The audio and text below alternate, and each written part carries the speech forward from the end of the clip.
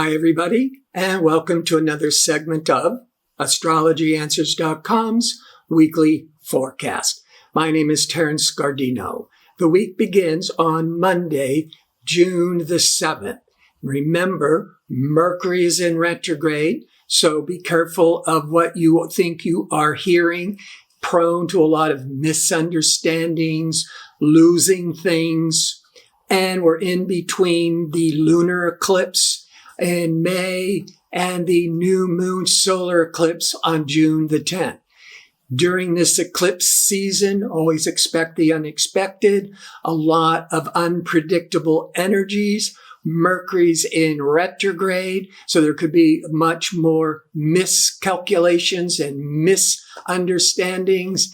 And of course, all of June, for the second time this year, restricted Saturn is in conflict with rebellious Uranus. So this is a very unsettling time, maybe some of the most stressful weeks for a lot of people around the world. But let's start with Monday on the 7th. The moon is in Taurus.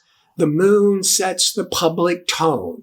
The Taurus is steady and calming, which we need through all this swirling, chaotic energy.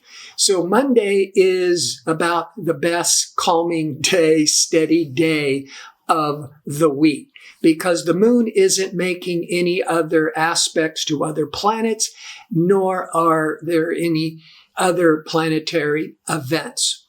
But on Tuesday, the moon, continuing in Taurus in the early morning, is going to be in harmony with transformational Pluto from about 4:30 to about 6:30 approximately a.m. Pacific time. That is when one is able to go deep and profound and reflect. Great for counseling. Great for having astrology reading, but for mundane levels, great for research, investigation, studying.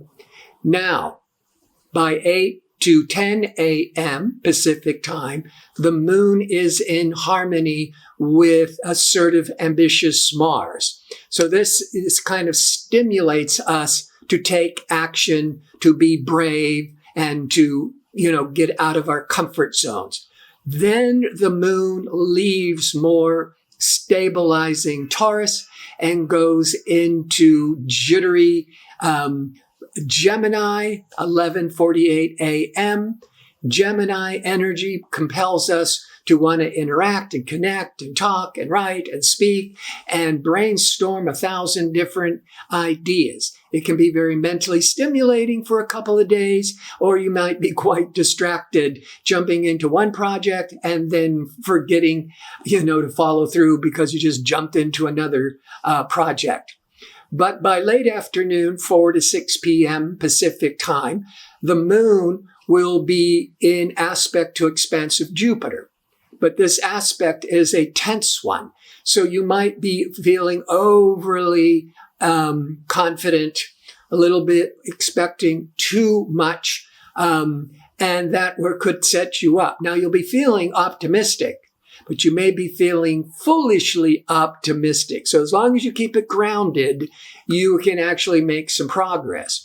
On Wednesday, moon still in Gemini, but in harmony with responsible, business, pragmatic Saturn from mid-afternoon, 3 to 5 p.m. Pacific time, which is the strongest. This is an ideal time for negotiating business, making important practical decisions, or at least feeling more emotionally grounded and secure. Thursday, on the 10th of June, is a new moon solar eclipse at 19 degrees of Gemini. You should never do, I've said this before, make major life decisions the week before or the week after a solar eclipse, mainly because it's a darkening of the light. So something is missing, something you're not aware of. Also, a solar eclipse, if it affects your chart at 19 Gemini, it could be revealing hidden messages or secrets in the next few weeks. This solar eclipse is aligned with Mercury, but a retrograde Mercury. So there's a lot of rethinking, second guessing, backtracking, but good for editing, revising. Yet the Mercury is in conflict with Neptune. Mercury-Neptune could be back to this evasiveness or denial or secrets. And a solar eclipse, darkening of the light. There might be some secrets to be revealed at a later date.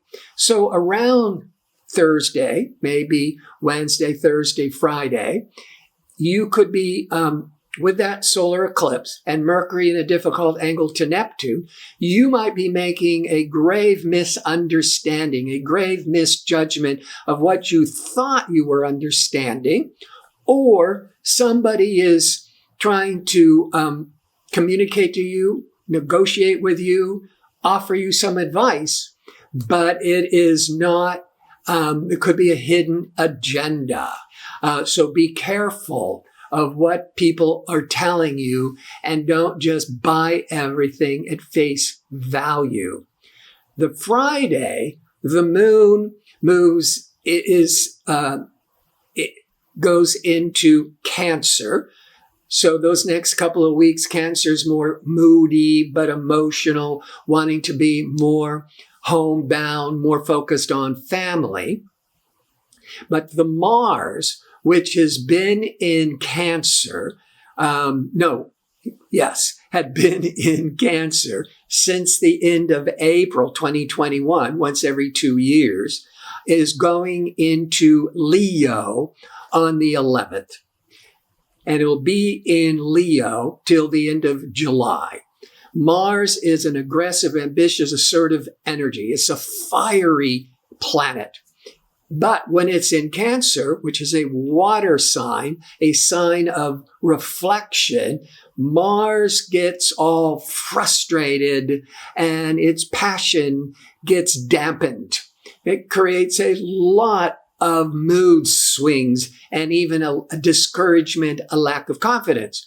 But when the Mars moves into Leo for approximately those 6 weeks, Leo's a fire sign. It's dramatic. It's outgoing. It wants to shine. Mars is ambitious and assertive. So Mars is going to be giving us and the world so much more confidence and assertiveness and courage.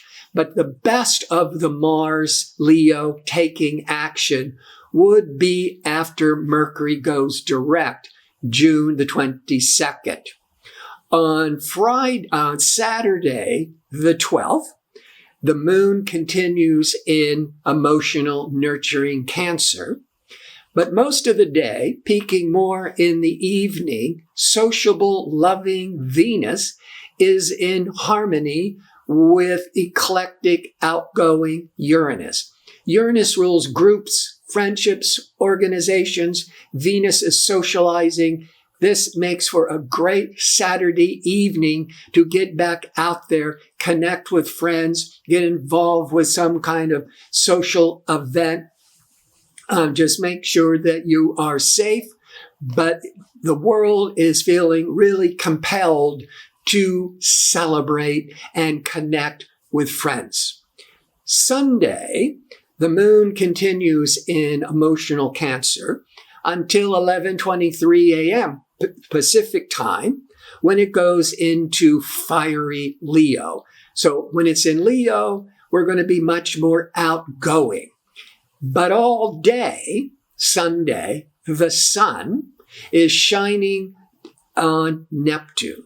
It's forming a 90-degree angle of action and pressure for change. Sun Neptune can be favorable, we look to the positive first, for inspiration, for selflessness, for healing energy, for charity.